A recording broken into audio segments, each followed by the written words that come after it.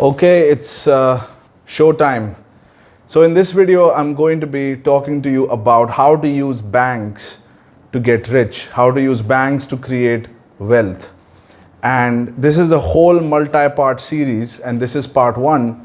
And in this particular video, I'm going to be giving you an overview how you can use banks, leverage the money that's in the bank to buy multi-million dollar asset and acquire ownership in several assets, and that's how you get rich.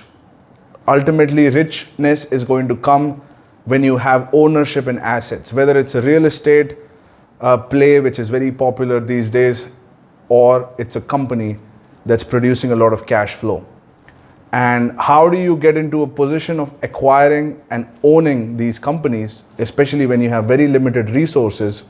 You have to engage resources that are already in the market, and banks is one of them. And if you look at all the wealth of a nation, most of the wealth of the nation is with the banks. That's where it's kept, and a lot of it is also kept with the government. So I'm talking about liquid cash. Even assets are part of wealth. But if you want to talk about liquid cash that can be used in so many ways, all of that is situated in this institution called a bank. You already know that. So when we go out into the business world and we look out, and when I went out into the business world, I was looking at the business world from a lens of the resources that I had at that time. So I was only looking at it from a perspective of what I have in my bank. And if you look at the world from that perspective of what you currently have, the world looks like everything is out of reach, everything is expensive, everything is something that you cannot afford. And how do you go buy yourself a building and do anything? Because the money that you have is this much, enough for survival. So where is the possibility of hyper growth, financial growth? Where is that possibility? The moment we talk about that possibility of hyper growth and creating wealth, the external financial institutions come into the picture. And the whole subject of corporate finance talks about how to bring in this capital for the purposes of creating growth, not for the purposes of buying toys or buying houses that you can live in. That's not why you use banks or why you use debt. You could, but it's not the wise way to use it. The way to use it, debt, is to buy assets that produce cash flow so that the debt can be repaid by the cash flows of the thing that you're buying.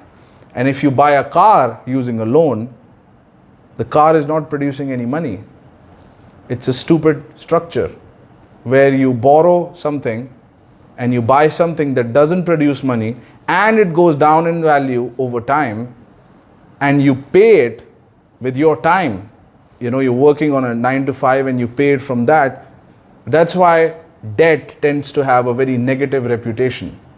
Not because debt is bad, because debt is used in a bad way. But the rich use debt in a completely different manner. They use it to buy cash flow producing asset. The first evaluation is this thing going to go up in value over time, or is it going to go down in value? Is this thing producing cash flow, or is this thing not producing cash flow? Is this thing going to make me richer or make me poor? These are the first questions. So whenever we are looking to go into a hyper growth mode, outside money, we have to talk about outside money. Not just the resources that we have currently in our bank, but the resources that we can get access to, and maybe we don't know how to get access to them, but they are within the reach. And how to get access to them, those resources, and how to understand these instruments of finance like debt, like equity. Equity is money that you raise from an investor and you give out shares. That's one way to bring in money. Another way is to borrow it. And that's debt, that's equity. There is also bonds, there is mezzanine financing, there is all kinds of financial instruments. The more I spend time in the market, the more I understand these. So once you know how to play with these instruments, you have many ways of bringing in capital. The one way of bringing capital most people know is through a salary. You work, you give your time, you get a salary. Or you make a lot of phone calls, you make a sale, and that's another way. But there are people who have almost made a promise, they have taken a swear that we will never borrow money. If you borrow money, you go down. And I was one of those guys who said, I'm never going to borrow. But it's irrational. If you have legitimate intentions, if you have a legitimate business, and if you have something valuable that you're buying at a discounted price and it's producing cash flow, and you have done the numbers and it works out, and the risk is low, then there is no reason why you wouldn't borrow, because you are essentially buying a cash machine, not a car. So this is why banks come into the picture, because we are interested in a hyper growth. And I'll give you one more example of why banks are important. Suppose you want to buy something with your money, and let's say that thing is very big in size, like a house. And you calculate, with the current rate of income, I have to spend 20 years to buy that house, to save up enough money to buy that house.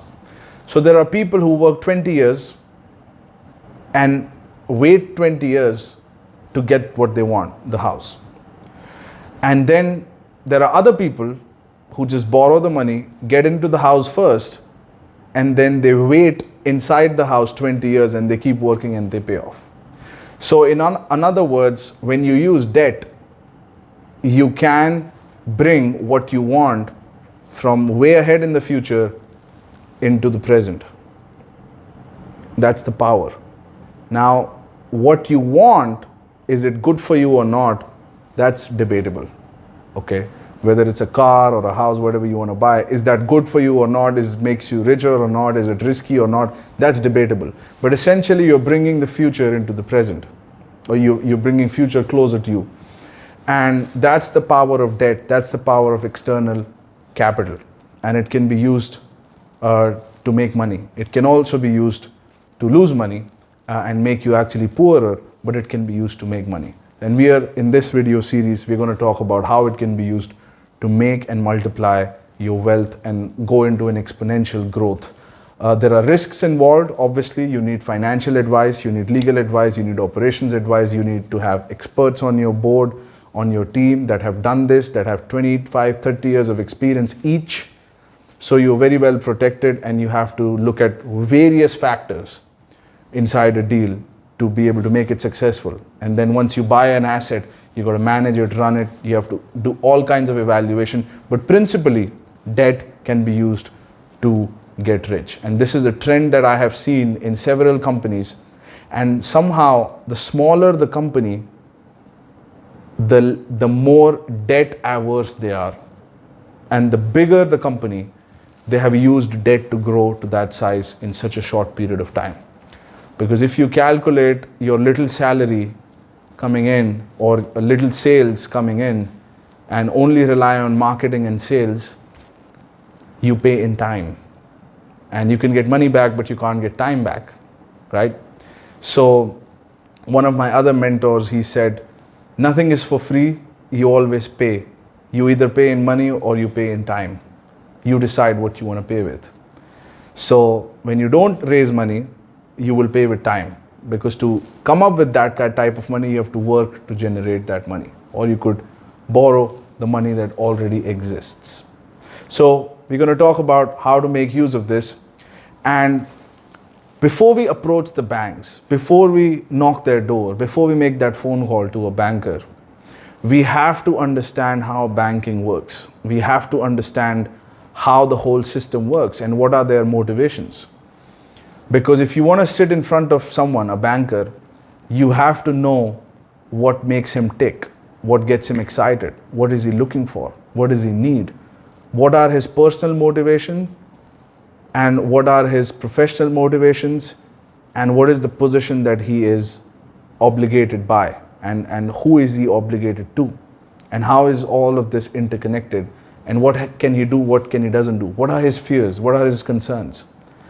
To understand this, we have to understand how banks make money, we have to understand how bankers make money, and we have to understand what are they looking for. And if we can give them what they're looking for, then they will give us what we are looking for. Okay, we have to tie their interest with our interest. So when I initially started out wanting to talk to a bank, I was like, why would these guys first talk to me? Even if I get them to talk to me, why would they give me an amount? At that time I was looking to raise $10 million. Why would they give me $10 million? My assets are not worth $10 million. And at the time, and I was like, how am I going to, like, what am I going to back that loan with? It just did not make any sense to me. But I was doing it because I was told, and I had a system that I was following, and it worked. So I just was working the system. But I almost felt guilty. You know, you often feel guilty when you ask for money, you know, from a friend or someone. If you borrow money, you feel guilty. If you make a sale, you're giving something in return, so that guilt is not there. But when you borrow it, you're not giving anything in return immediately.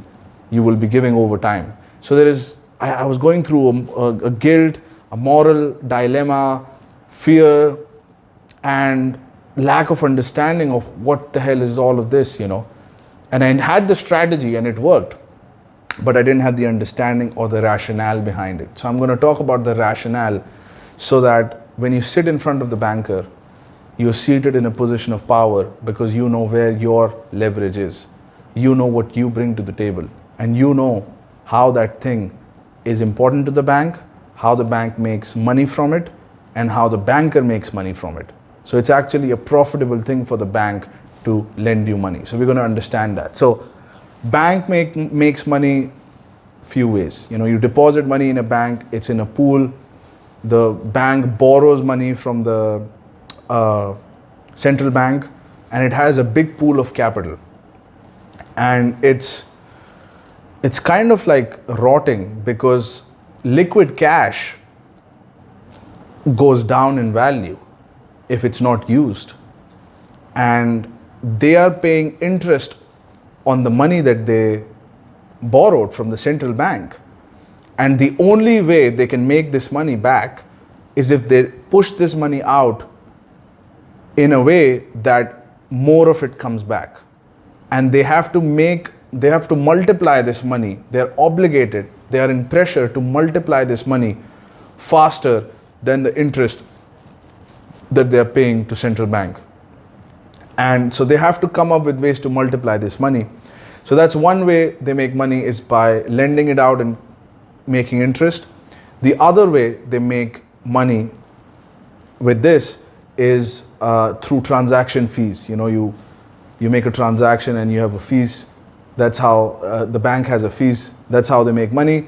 Another is currency. If there is a change in currency, their currency rates are high, they make money there.